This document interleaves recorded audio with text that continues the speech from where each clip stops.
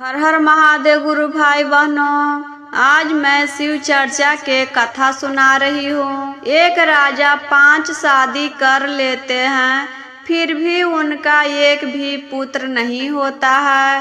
वह कौन सा कर्म किए थे कि वो निसंतान रह गए। शिव चर्चा के कथा बहुत ही सुंदर है, शुरू से अंत तक जरूर सुनिएगा। और चैनल पर पहली बार होंगे तो चैनल को सब्सक्राइब करिएगा, लाइक करिएगा, शेयर करिएगा और कमेंट बॉक्स में हर हर महादेव जरूर लिखिएगा। तो चलिए सुंदर कथा सुनाती हूँ। एक राजा साहब थे। राजा साहब पहली शादी किए तो उनसे एक भी पुत्र नहीं हुआ। फिर दूसरा शादी किए तो उनसे भी एक संतान नहीं हुआ। फिर तीसरा शादी किए, उनको से भी एक भी बाल बच्चा नहीं हुआ। फिर चौथा किए, चौथों से भी नहीं हुआ। फिर पांचवा किए, पांचवा शादी किए राजा साहब तो वह रानी शिव चर्चा करती थी, पूजा पाठ करती थी। तो शिव जी के कृपा से रानी गर्भवती रह गई। 1-2 महीना हुआ तो उल्टी शुरू हो गया। तो रानी सोचने लगी कि अब हम माँ बनने वाली हूँ। राजा साहब भी बहुत खुश हो गए। धीरे धीरे 9 महीना बीता गुरु बहना, तो रानी एक सुंदर पुत्र को जन्म देती है। पुत्र के जन्म होने पर राजा जी तो खूब खुश हुए, खूब ढोल बाजा बजवाने लगे, पूरा नगर में मिठाई बंटवाए, नाच गान करवाए। और उस दिन से छोटी रानी को बहुत मानते थे, क्योंकि राजा को पिता बनने का सुख छोटी रानी यानी 5वां रानी से मिला था, इसलिए रानी को खूब मानते थे।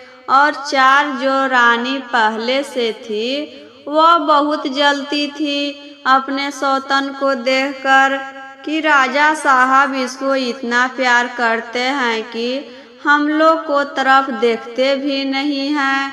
एक काम हम लोग करो कि यह बच्चा है उसको जहर दे देते हैं तो यह बच्चा मर जाएगा, तो फिर राजा रानी से प्यार नहीं करेंगे, वह सब के एक समान प्यार करेंगे। ऐसे ही धीरे धीरे दिन गुजरता है और 5 बरस हो गया बच्चा को।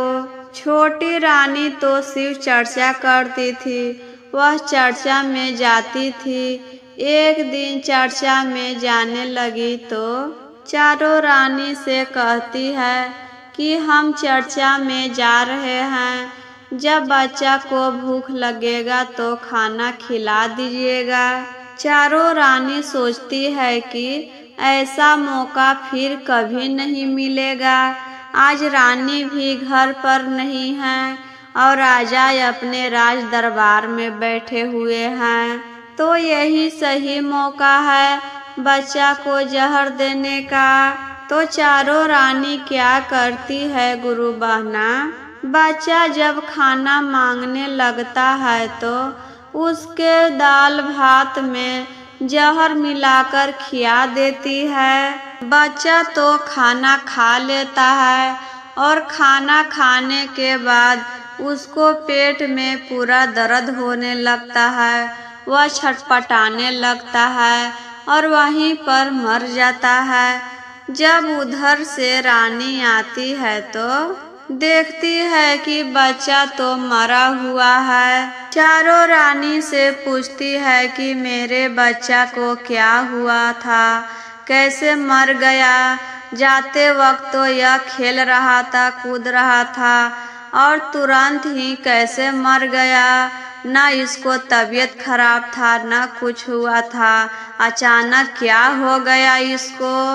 चारों रानी कहती है कि हमको तो नहीं पता है, उधर से खेल कर आया और आंगन में छटपटाने लगा और तुरंत मर गया।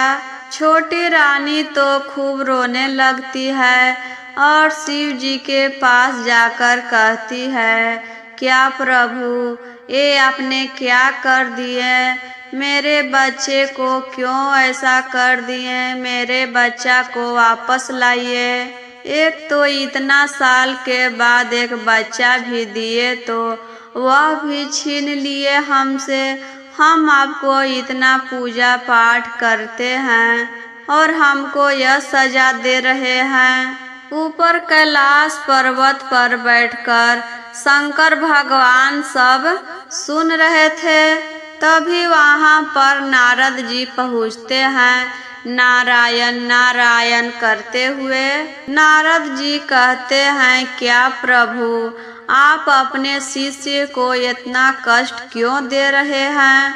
इतना पूजा पाठ आपको करती है और आप आंखें बंद कर सब सुन रहे हैं। शंकर भगवान कहते हैं कि यह इसका बच्चा नहीं था, यह तो पिछले जन्म का कर्ज चुकाने यहाँ पर आया था 5 साल के लिए। पिछले जन्म का कर्मों का फल इस युग में चुकाना पड़ता है। किसी न किसी तरह हम सब मनुष्य के घर जन्म लेते हैं, किसी को कर्ज चुकाने के लिए ही, पिछले साल में के कर्म को भुगतने के लिए। तभी शंकर भगवान नारद जी को गंगा जल देते हैं बच्चा के शरीर पर छिड़कने के लिए। नारद जी वहां से चले आते हैं पृथ्वी लोक पर और एक साधु के भेष धर लेते हैं और बच्चा के पास जाकर गंगा जल छिड़कते हैं तो बच्चा हर हर महादेव करके उठकर बैठ जाता है। तब सभी राजा रानी सब खुश हो जाते हैं। राजा साहब अपने पुत्र को गले से लगा लेते हैं। तभी पुत्र कहता है, आप कौन हैं? राजा जी बोलते हैं, बेटा हम तुम्हारे पिता हैं। बेटा कहता है कि कैसा पिता कैसा बेटा, आप हमारा कोई नहीं हैं और ना ही हम आपके बेटा हैं। हम आपको अपना कर्ज चुकाने आए थे 5 साल के लिए। पिछले युग में आप राजा थे और हम एक भिखारी थे। आपके दरवाजा पर आए थे भीख मांगने के लिए।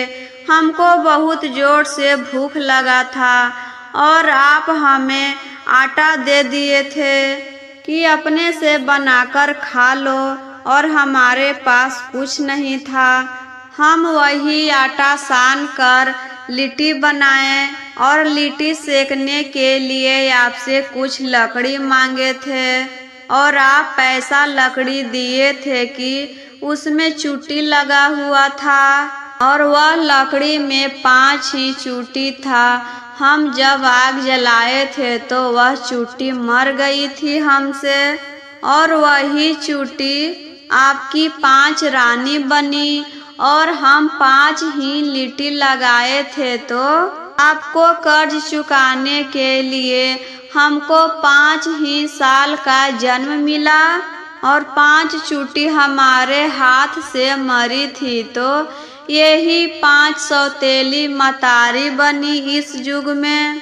आपसे हमारा यहीं तक नाता था, आज से नाता खत्म हो गया और आज से भुला जाइए कि आपका भी कोई पुत्र था। मेरा जन्म तो शंकर भगवान के कृपा से हुआ था और आज से हम जा रहे हैं शंकर भगवान के चरण में उनके शिष्य बनने। आज से हम वहीं पर रहेंगे। इतना कहकर भगवान के पास चला जाता है बालक।